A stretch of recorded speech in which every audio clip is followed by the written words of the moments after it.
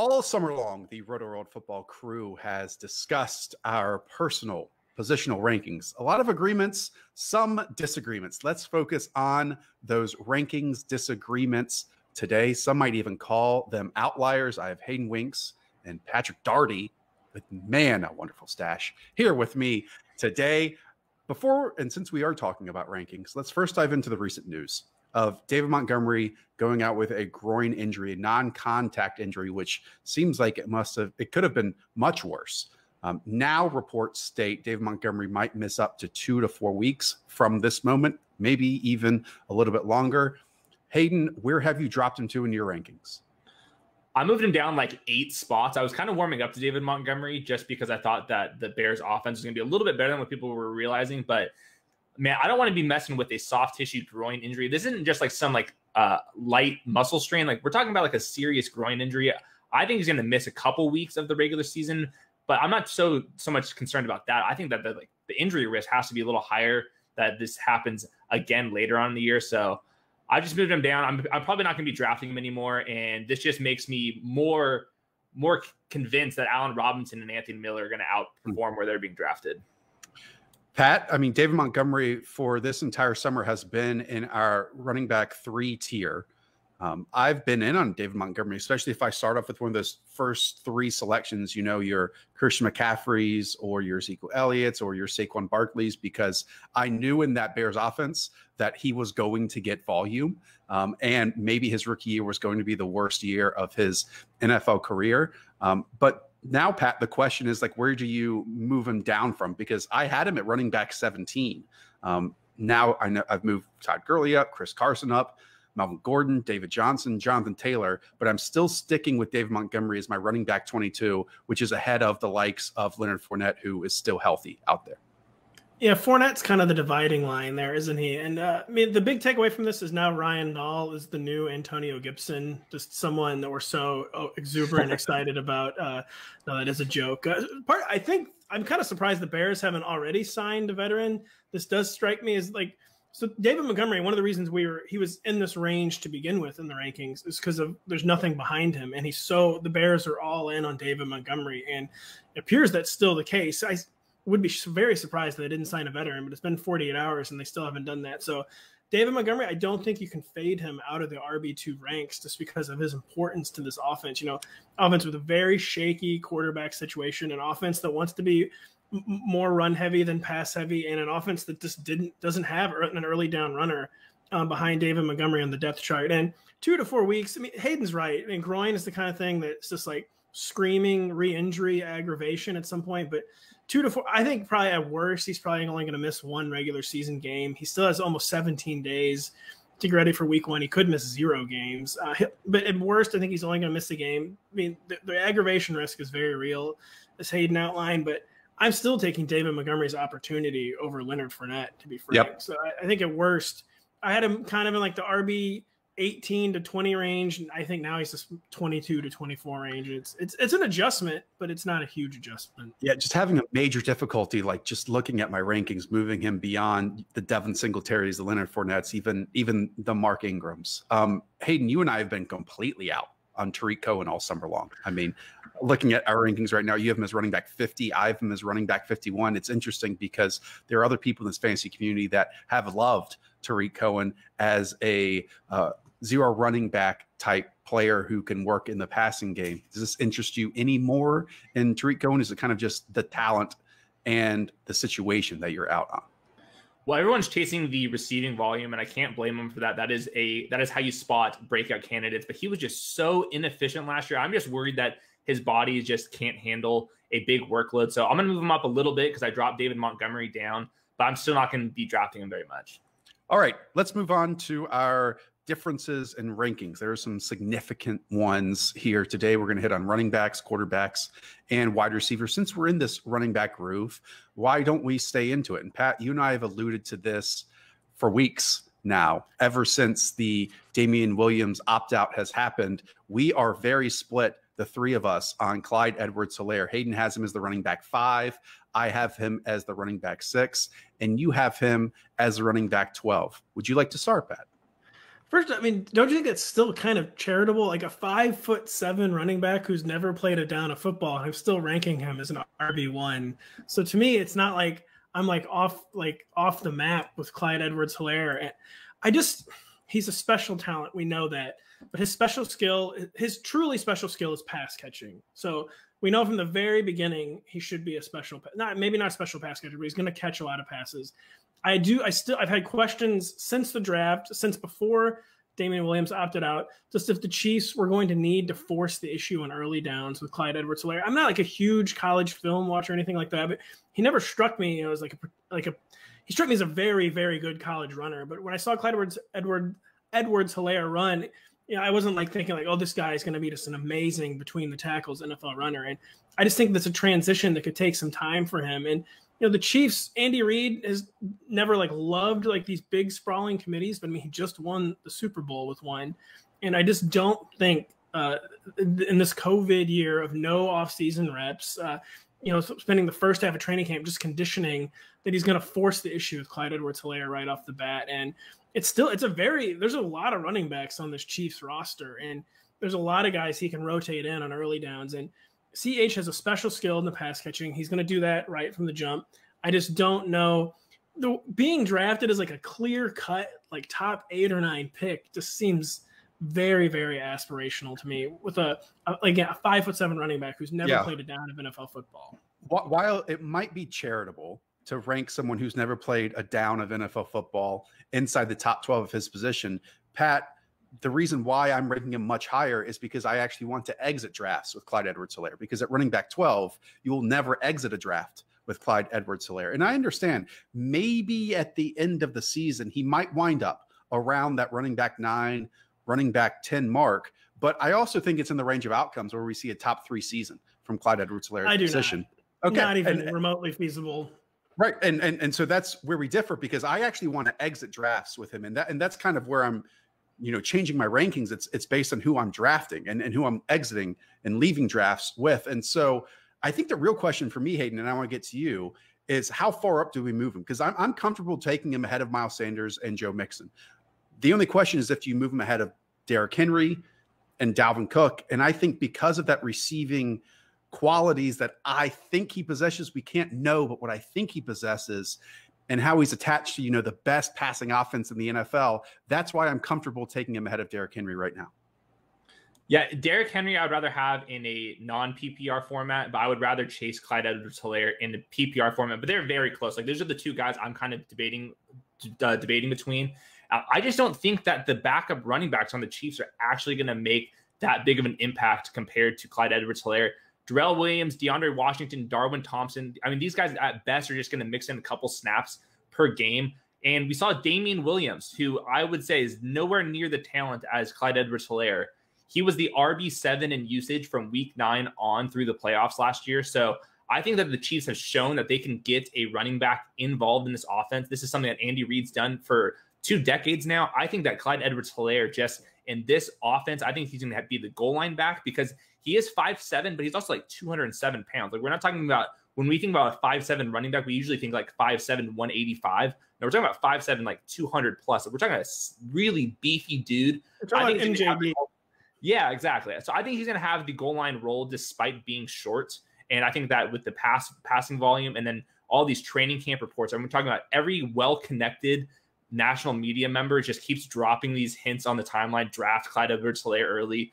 We had Louis Riddick, Peter King, another big J journalist dropping these hints out there. So I just want to be in. I was in on it before Damian Williams. I just want to continue to be higher. I'll chase the upside. I will concede that there's a little more risk, but we're trying to get first place here. Yep. It is an upside chase. I mean, it's totally justifiable upside chase. And I would say all the backups you mentioned, none of them individually are going to come anywhere close to making an impact. But, the 3, even if the 3 of them are playing 8 to 10 snaps a game, that adds up very quickly as a collective. And I just wouldn't be surprised if it's a kind of situation where maybe Clyde Edwards-Helaire starts putting fantasy teams on his back in the second half of the season. But in the first half of the season, it's just more of an RB2 flex. And you do not want to be drafting that with your first round pick. But I mean, again, I'm just already crafting my resignation, like retirement speech for when this blows up. When Clyde Edwards-Helaire and Josh Allen are on every single championship fantasy team, and because I should have said, I said earlier, no chance he finishes in the top 3. I mean, he is a special talent. He was a first-round running back pick of Andy Reid, who knows running back talent as well as any coach in the NFL. So I would be lying if I said I thought there was no chance that Clyde Edwards-Helaire goes totally bonkers, because it is within the realm of possibility. One closing note. I mean, just from trying to read you, Pat, it seems like you are nervous about him as a runner, like more than anything else. And I would say what creates rushing success is offensive line blocking plus positive game scripts. Like being good in the receiving game is more difficult than being good in the running game, right? And so, I mean, we've seen it with these other backs that the Chiefs have had. So, I mean, again, we all have our biases, especially for rookies based on, what we have watched. But I just have no questions. And now that he's landed, like Hayden mentioned, even when Damian Williams was still part of this, I was still trying to come home with Clyde Edwards-Helaire on my teams. And even more so now, like if I'm in the middle of that first round, I want to exit with CEH. Because what I was saying, I mean, that is his special skill, pass catching. But I mean, even that I wouldn't assume he's just going to hit the ground, right? It's just such a weird year for rookies. They've missed they are normally out there a week after the draft, conditioning and, getting in the flow of the playbook. And, he's been with the Chiefs, for under a month basically. And it's a tough year, I think, to put like these humongous expectations on rookies. Well, we've talked a lot this summer about that first tier of running backs, even that second tier of running backs. I wanted to talk about the backs that make up the top of our third tier. For Hayden and I, that is James Conner. I have him as the running back 13. Hayden has him as the running back 15. For Pat, that's David Johnson, who you have as the running back 15. Hayden, talk to me about why James Conner, you're most confident in him among those tier 3 RBs. Well, if you're using Rotoworld's rankings, we have him right at the round 2-3 turn. He was going as a round 4 pick. Then he kind of creeped into the round 3 pick. But I think that we've seen some positive buzz out of Pittsburgh camp that Big Ben is at least somewhat healthy. I'm not fully convinced that that's going to last the entire season because he is aging, and that was a serious arm injury he had last year. But I think that James Conner has bankable production whenever he's going to be healthy. And that's kind of the question, is where do you draft somebody that is not only an injury risk to himself, but also his quarterback has some injury risk. But I do think that he's going to be a low-end RB1 type whenever Big Ben and James Conner are both healthy. And I think that this defense is good. I think that they're not going to pass the ball quite as much as they once were just because they don't have Antonio Brown. So I think that James Conner, 20-plus touches a week, justifies him as an early third-round pick.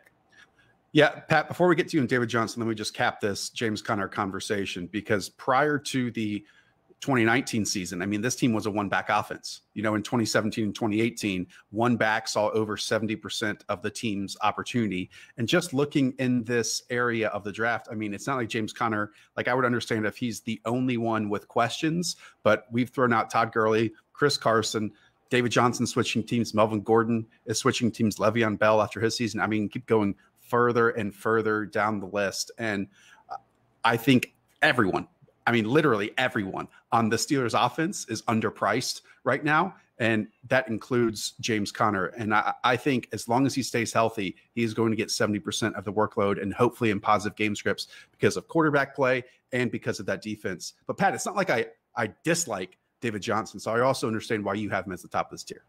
I mean, they're practically interchangeable. I've thought about flipping it with James Conner. I've just never loved James Conner, the player. He's not the most explosive player. He has durability questions. The Steelers in the past kind of publicly talked about their durability concerns with James Conner. And then, once again, last year, he wasn't super durable. And like you guys said, normally this is a one-man backfield, but last year it wasn't. And a lot of that was because of injury. But I wouldn't be surprised if maybe the Steelers do kind of dial off James Conner as like a 80 to 90% player, and he's maybe more in the 60 to 70% range. We got a little Benny Snell camp hype the other day. So yeah, give Benny Snell, fit the 6th-round pick for Benny Snell after you get Conner in the 2nd or 3rd. No, there's just not, but so I was thinking about the reasons why I have David Johnson ranked like a spot or two ahead of James Conner. And yeah, the reasons were, Conner's just not that explosive, and he's just not that durable. Well, how does that explain how does that describe David Johnson these days? I mean, that ad can also perfectly describe David Johnson. And I think maybe I've gotten a little too focused on the fact I've just been really focused all season on the commitment the Texans have made to David Johnson, how badly they clearly wanted David Johnson. And it's been hard for me to get that out of my head just because clearly they are all in on David Johnson and are huge believers in David Johnson still. But there's not a big difference between James Conner and David Johnson. And I've been thinking about changing my rankings for a few weeks now. 2 points though. I mean, going back to what you said about James Conner never loving the talent, I agree. And like, if you put the best of David Johnson out there versus the best of James Conner, I mean, David Johnson is like a full lap ahead of him.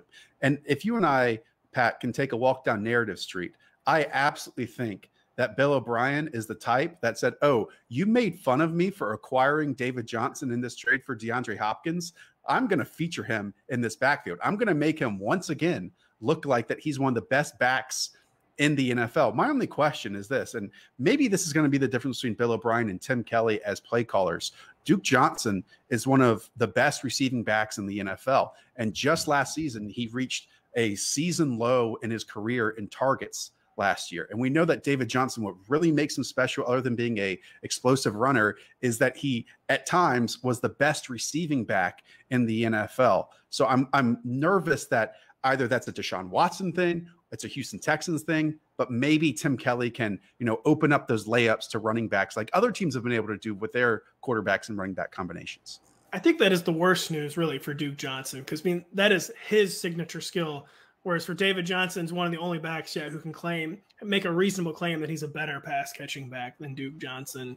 And this might just end up with Duke Johnson having an even smaller role somehow, which makes us all sad and cry when we end the podcast. Hayden, any thoughts on David Johnson before we move on? Yeah, just echoing what you guys said, David Johnson or Deshaun Watson targeted his running backs at the third lowest rate in the NFL. That's probably because he scrambles when he breaks the pocket instead of checking down. He also is really aggressive downfield, and the way that the Texans offense is kind of set up with the receivers, with Brandon Cooks, Kenny Stills, and then also with Will Fuller, of course, I think that they're going to be wanting to throw the ball downfield a lot. So that would be my biggest concern with David Johnson, along with, does he have enough juice left? And that's basically this entire tier is, do these guys have juice left? Leonard Fournette, Chris Carson coming off of injury, Todd Gurley coming off of a long history of knee problems, James Conner, this entire tier is, do these guys have juice left? Because we can predict volume to an extent, but can they actually hold up? Yeah, a little nervous about the Texans defense keeping them in neutral or positive game scripts. But look, if Carlos Hyde can run for 1,000 yards, David Johnson can run for 1,000 yards. The issue is that 1,000 yards actually going to help your fantasy team? Because we know Carlos Hyde did not help your fantasy team last year. Let's shift over to quarterback. Apparently, I will be in the witness chair here because got to talk about Baker Mayfield. Like last offseason, it seems like every single podcast included a Baker Mayfield conversation. I feel like we have not talked about him once on this show this summer. I have Baker Mayfield as the quarterback 16. Pat has him as the quarterback 23, and Hayden has him as the quarterback 21. Again, this is Baker Mayfield, who heading into last year was a top 12 player at the position based on fantasy rankings, and he absolutely did not meet that. Hayden, what are your concerns heading into year 3 now? Well, you can make the case that no team did more for their quarterback than the Browns did for Baker Mayfield this year. A massive upgrade at the coaching position. And you have Odell Beckham coming back. He should be healthier. They upgraded their offensive tackles. So I think that just overall, this is setting up for a much better year for Baker Mayfield. My biggest concern is, while I think that he's going to be way more efficient as a passer, I just am not convinced that the pass attempts are going to be there. Under Stefanski last year, the Vikings were 30th in pass attempts. I can see Baker Mayfield finishing about 24th, 25th overall. I think this Browns defense is a little bit better than what we give him credit for. So I wouldn't be surprised if this is just a kind of a slow-paced, run-heavy offense where Baker Mayfield has some big weeks, but he just ends up being a low-end QB2. First off, don't Google Patrick Daugherty, Baker Mayfield 2019 because it might not match up with what I've said and written this year. And Hayden, you also left out in terms of Baker Mayfield enhancements, the Browns making Austin Hooper the highest paid overall player in the league. That's right. Not just the tight end. Don't fact check that one either. But with Baker Mayfield, what a boy. First off, Kevin Stefanski, we think he's a huge coaching upgrade. I still don't know who Kevin Stefanski is. I don't know how much of last year was Kevin Stefanski and how much of it was like shadow man Gary Kubiak kind of behind the scenes pulling the strings of that offense. He was offensive advisor, and the offense just happened to have a very, very heavy Gary Kubiak flavor. So I don't know if we know for sure what kind of offense Kevin Stefanski is going to run. We were assuming it'll be very play action heavy, which Kirk Cousins excelled at, which the Vikings excelled at, and which Baker Mayfield was absolutely atrocious at last year.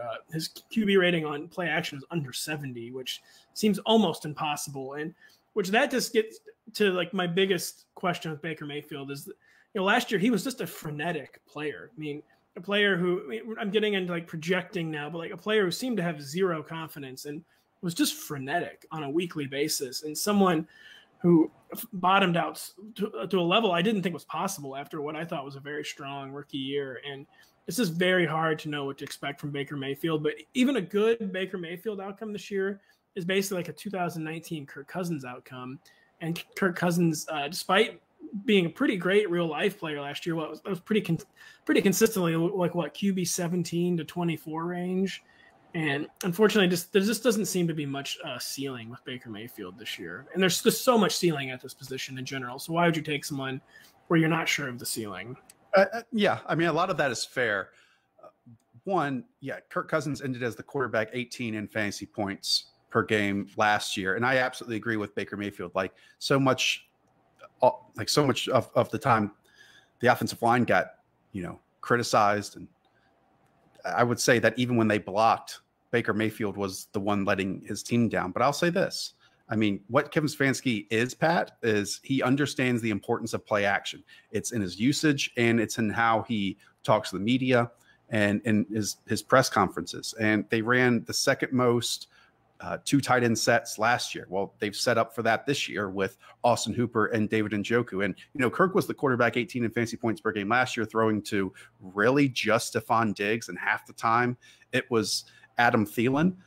And what Kirk has been is one of, a top 7 deep ball passer in the NFL in recent years, which is kind of shocking to think about. Well, what if I said that this year off of play action, if Baker, has found his footwork again and his comfort inside of structure, you're throwing to Odell Beckham, who he misfired on a lot of deep shots last year, and Jarvis Landry in your 2 tight end sets, throwing to, again, Austin Hooper and David Njoku and Kareem Hunt and Nick Chubb out of the backfield. Look, I'm not exiting. I don't want to sound like this. I'm not exiting a lot of drafts with Baker Mayfield because, again, he's in my quarterback 16. I'm exiting more drafts with Cam Newton and Ben Roethlisberger, who I rank higher.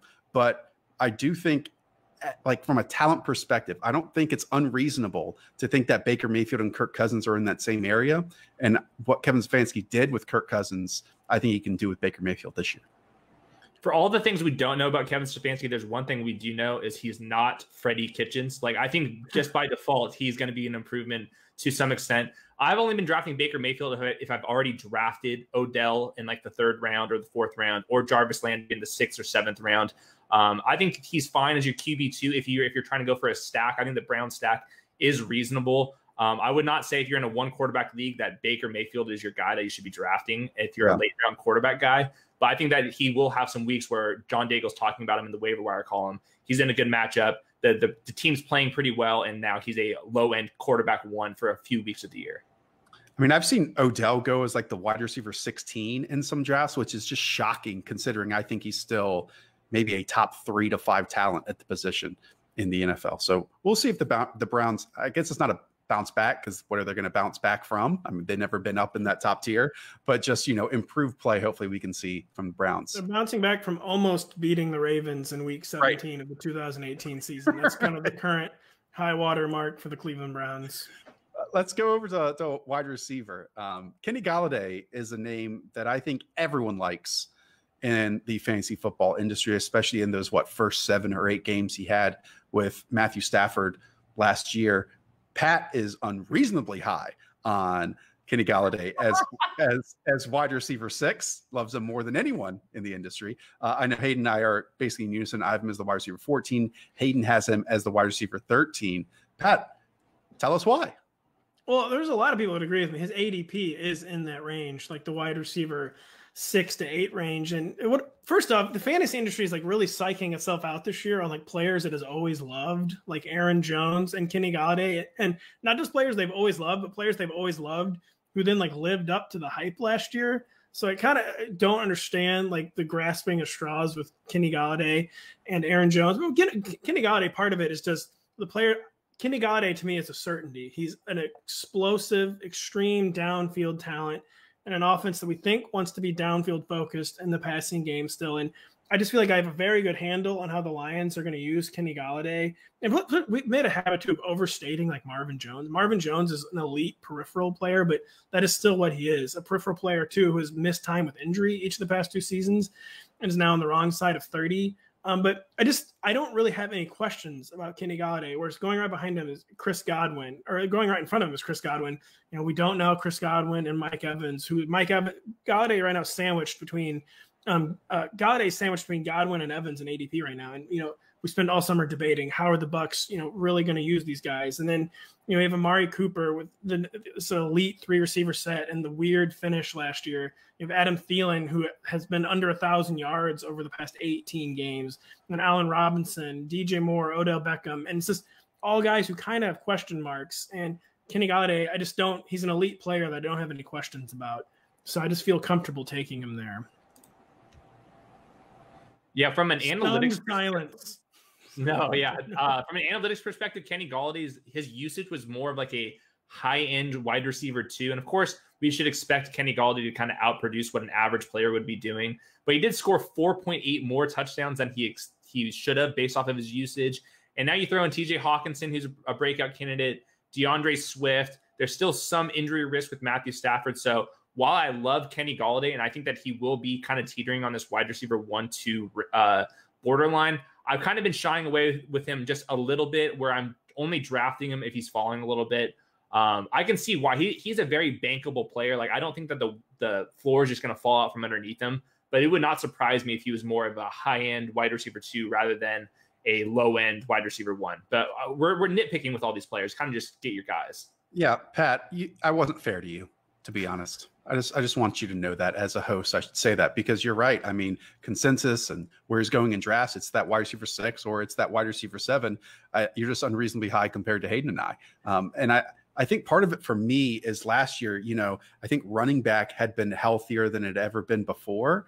Wide receiver, though, like a lot of people were misused. A lot of people were associated to bad quarterback play. And a lot of those players were injured for parts of the season. I mean, that's, again, what has made us basically forget about and drop receivers like Juju Smith-Schuster and Odell Beckham out of the top 10 of this position. Whereas prior to last year, you know, both were easy top 10 wide receivers. So I got to interrupt you there, though, because we had the same thing happen to Kenny Golladay. He said 7 touchdowns in 8 games with Matthew Stafford, and then had a whole half of the season playing with absolute clowns at quarterback. And his expected touchdowns, the divide would have been even greater if there had been 8 more games of Matthew Stafford, because he probably would have gotten up to 11 or 12 touchdowns. And he had borderline, even in PPR, he was almost a wide receiver 1 by average points in a year where he played 8 games without Matthew Stafford. And he's just a talent we've always loved, who is performing as the talent we thought he was. And I think we're kind of overthinking it. Well, and I don't want it to sound like Hayden, I don't like him. I mean, if he's you didn't like him last year either, Josh, if I must remember. Yeah, he was one of my fades last year, to be perfect, because I just knew David Blau was going to come in, and I didn't think David Blau was going to play well.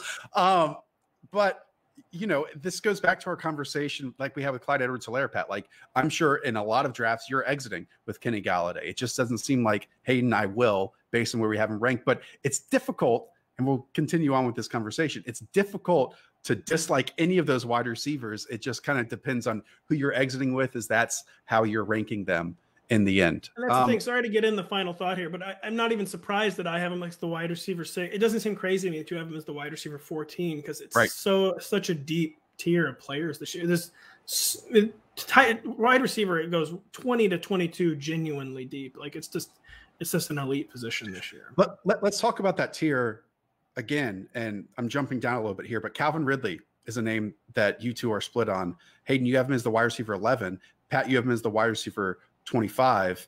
Hey, I know there's a lot to love, I think his ADP is around that wide receiver 15 mark. So at wide receiver 11, you're exiting a lot of drafts with him.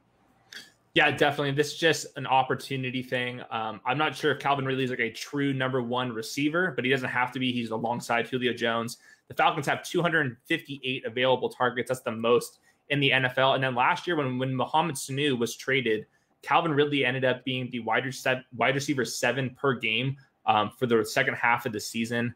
The Falcons have the toughest schedule in the league. So I think that the Falcons are pretty much locked into either throwing the most passes in the league or being in the top 3 or top 4.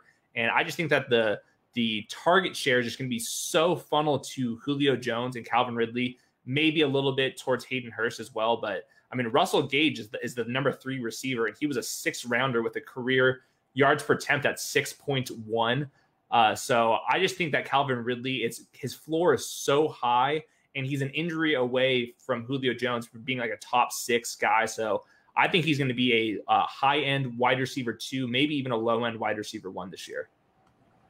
First of all, I don't enjoy hearing that I have Calvin Ridley ranked as the wide receiver 25. Like, even to me, like, that sounds like a stunt, like, when I hear that. And maybe there is, like, some subconscious level of, like, over-fading him.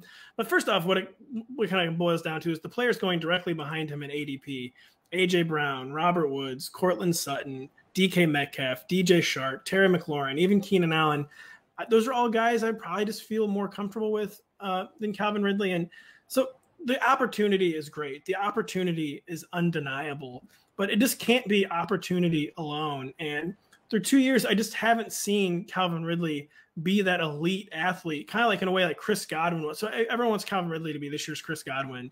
Like Chris Godwin was just kind of undeniable. And I just haven't seen that kind of like athletic peak from Calvin Ridley, who is not a yak threat. Matt Kelly, Fantasy Mansion, has called him a catch and fall guy, which is, overstating the issue, but he's not a yak guy. He's not an established deep threat. And I just don't, where does this upside come from with Calvin Ridley? And the opportunity is great. The floor is so high, as Hayden said. But I just don't know if the ceiling is ultimately there. I don't know if he's a special enough player for that ceiling. And when I just see all this upside this year and like kind of like this wide receiver, like I said, like 7 to 22 range, just like overflowing with upside, it's just almost every other player in that range. I would rather bet on their upside than Calvin Ridley. I think the Falcons offense is so known that it's easy to fall back on that in a season that has some unknown elements to it as well. So I that's why I have Calvin Ridley much closer where Hayden has him as wide receiver 13. But Hayden and I drastically differ on another player in that close to that same tier. I have him in that tier. I know Hayden has him in probably the one after, and that's Stefon Diggs. My wide receiver 22, Hayden's wide receiver 33. Hayden, I'll give you the pitch on Stefon Diggs right now and see if I can change your mind. All right. Because Stefon Diggs is being treated like a bad decision that the Bills made, because last year John Brown finished as the wide receiver 21 and Stefon Diggs, if I can find him real quick, is going as the wide receiver 28. So basically everyone out there is just saying, nah, Stefon Diggs isn't going to do what John Brown did last year. Well, John Brown, finally stayed healthy and finally had a great connection with a quarterback in Josh Allen. And we know how poor Josh Allen was throwing vertically. He was 29th among 36 qualified quarterbacks in deep ball passer rating last year. Well, I think the Bills took a step back and said, okay, what can we do to help fix the issues of our quarterback's talents? We bring in the best deep ball receiver in the NFL, which is what Stefon Diggs was last year, scored more 20-plus yard touchdowns in terms of air yards than any other wide receiver out there. So, I mean, over 600 of his 1,100 yards came from 20-plus yard throws. So even if Josh Allen can slightly improve in that area, Stefon Diggs is going to be the one to benefit. And I just don't see how he can finish below, and definitely significantly below, where John Brown did last year, yet his ADP is indicative that everyone out there thinks he's going to. Well, for those reasons that you just laid out, I view those as negatives. So particularly with the deep ball threat, I believe Stefon Diggs is truly one of the greatest deep ball threats in the NFL, but these are also the most volatile types of targets in the league. If you look at air yards between like 25 and 50 yards downfield, those are the most volatile types of targets. And Stefon Diggs was elite at those last year. So even if he was on the Vikings still, I would have projected him for just fewer deep yards, just because he's basically playing at an unsustainable place. And then that's not even including the drop off that you're getting from Kirk Cousins, a truly accurate quarterback.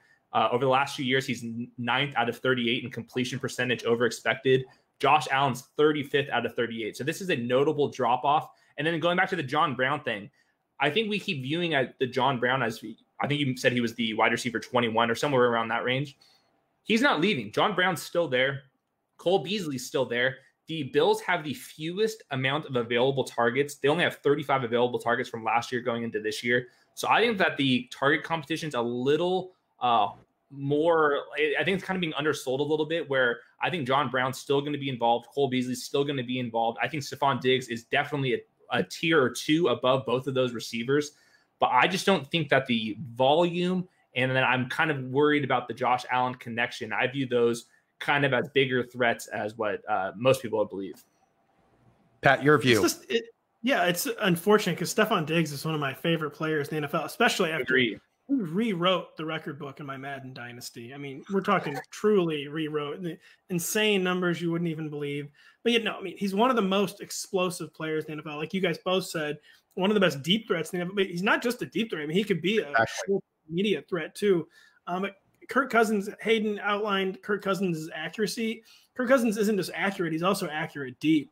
And then you guys both too talk about Josh Allen, despite his signature attribute being his arm strength, has been horrible deep. And I just feel like Steph Diggs might have some buyer's remorse on like forcing the trade. And as Hayden said too, like John Brown hasn't gone away. I mean, Steph Diggs is such a special player. I mean, there's a universe where he finishes like as a wide receiver 1 this year. Like it just, him and Josh Allen just find the chemistry, find the connection, and like the Bills' plans fall into place. But I do lean more to the Hayden side of the argument, where it's just just a special player in a very uncertain, not ideal situation. Yeah, I mean, it's not like I'm sitting here and thinking that Josh Allen's issues are just going to be cured. I don't think your ranking is not egregious at all either. Like you haven't ranked as a low end wide receiver too. That's like a great Steph Diggs hedge. Yeah. I just think that the Bills from a franchise perspective and Brian Daboll as a play caller perspective very much know the positives and negatives, the strengths and weaknesses of Josh Allen's game. And while last year they took a step in the right direction with the Cole Beasley and the John Brown, I think they took a step even further in the right direction of building this roster around Josh Allen in terms of Zach Moss, who can catch passes out of the backfield, and Stefon Diggs, who, Pat, I think it's a great point that you make, because I did focus on his vertical ability. But this isn't Will Fuller. This isn't Brandon Cooks, true vertical pass catchers. Like Stefon Diggs is also had the best releases in the NFL and is one of the best route runners in the NFL. So he can still operate where Josh Allen maybe is more accurate than in other areas. But yeah, Stefon Diggs he's like an Antonio Brown type talent, basically. He is, and I think this is one of those where he's just so talented. This makes me very nervous to fade a player of this caliber. But sometimes you just have to pull the trigger. And I think this year, this wide receiver 3 range is pretty strong too. We're mentioning some of these guys like Will Fuller. I think that those guys actually have more upside, just because I think the passing offenses that they're in are more electric than what the Bills offense could be. Keep in mind, this is a very, very strong defense. They have 2 capable running backs. Josh Allen likes to run the ball too. Maybe the passing volume is just not going to be there for Diggs to return top 20 fantasy production. We are exiting one team where we talked about 3 wide receivers to another team where we talk about 3 wide receivers in the Dallas Cowboys. We spent a lot of time on Amari Cooper, and Amari Cooper is going as the wide receiver 11. Michael Gallup, if you put up their stats, they are basically identical to Amari Cooper put up last year, yet he's going about 20 spots later at the wide receiver position as wide receiver 30. But the name I want to talk about is CeeDee Lamb, the new entrant into that group, because Hayden Winks, wide receiver 42 for CeeDee Lamb, who is going as the wide receiver 40, which I'm a bit stunned by. And because of that, Pat, you and I are just never exiting drafts with him, because I have him as the wide receiver 52, and you have him all the way down as the wide receiver 59. Hayden, give us the positives here with CeeDee. Obviously, there's a lot, because he's a very talented player, first-round pick, but why you're in on him this year? Well, if you watched any Oklahoma games last year, you can tell that he was the best player on the field. He averaged 15.1 yards per target, not yards per catch, yards per target last year. That's why he was drafted in the first round. He's a better athlete than what some people give him credit for. He's just not like super explosive, like in straight line speed, but his body control is just so amazing. And he goes into an offense that I think is going to be either second or third in scoring this year and in yardage in general. And I think people think that, okay, there's Michael Gallup, there's Amari Cooper, there's Ezekiel Elliott. Where are the targets going to go? They have the second most available targets from last year because Randall Cobb and Jason Witten leave. They're going to be putting CeeDee Lamb in the slot a lot. Him and Amari Cooper kind of going to be rotating from the slot into like a flanker position. So I think that he's going to have easiest releases.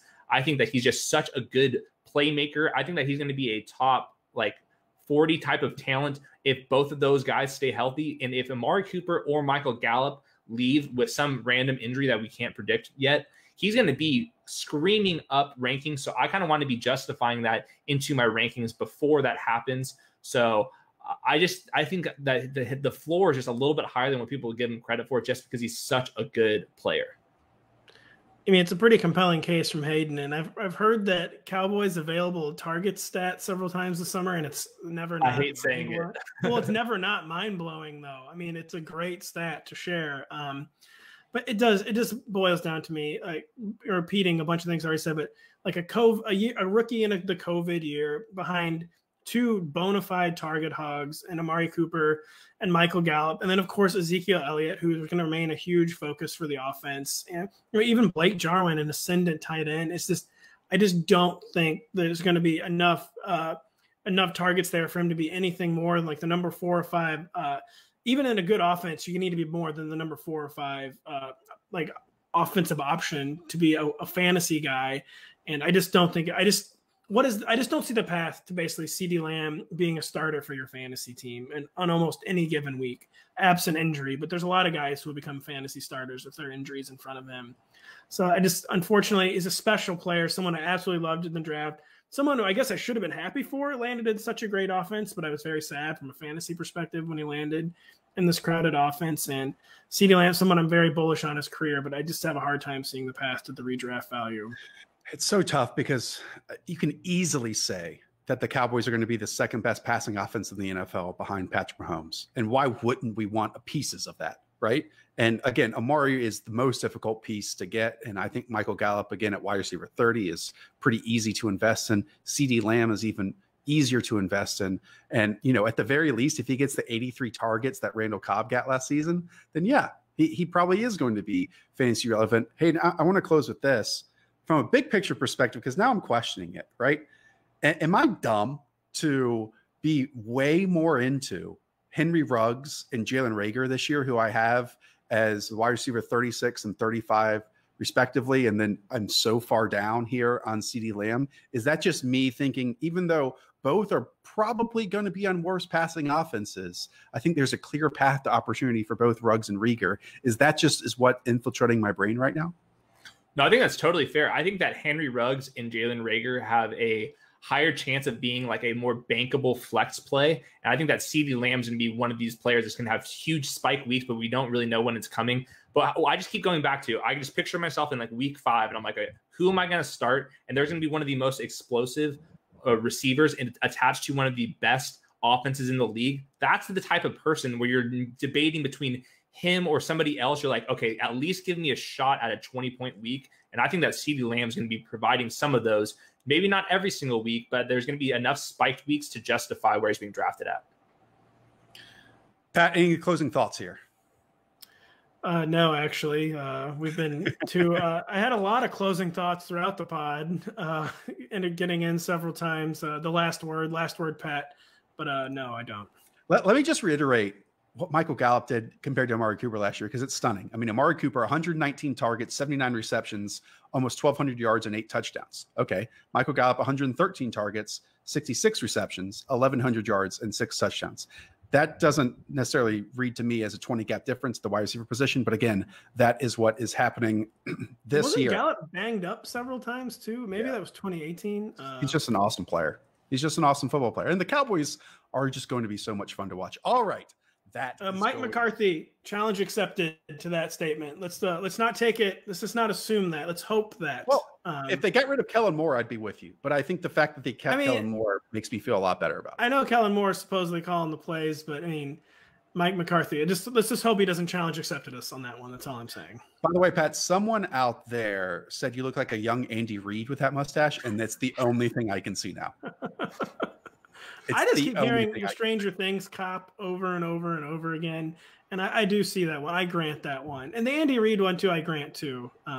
RIED Andy Reid from the old clip of. That's just terrible inside joke. Is this here to stay, Pat? Well, okay. My third child is due in 9 to 10 days, and I think there's still a desire amongst the family that I look normal for the birth of our child.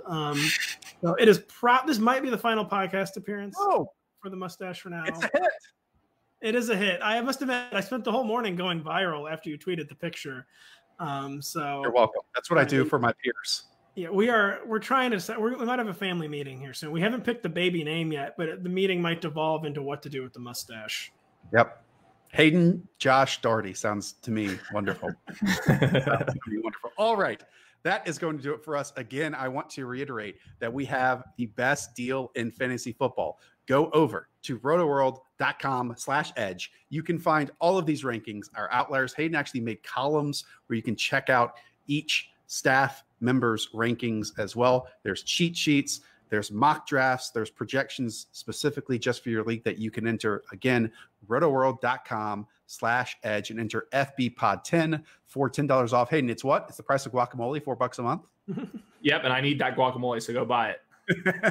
All right. So for Patrick Daugherty, for Josh Norris, and Hayden Winks, up the villa. Talk to y'all soon.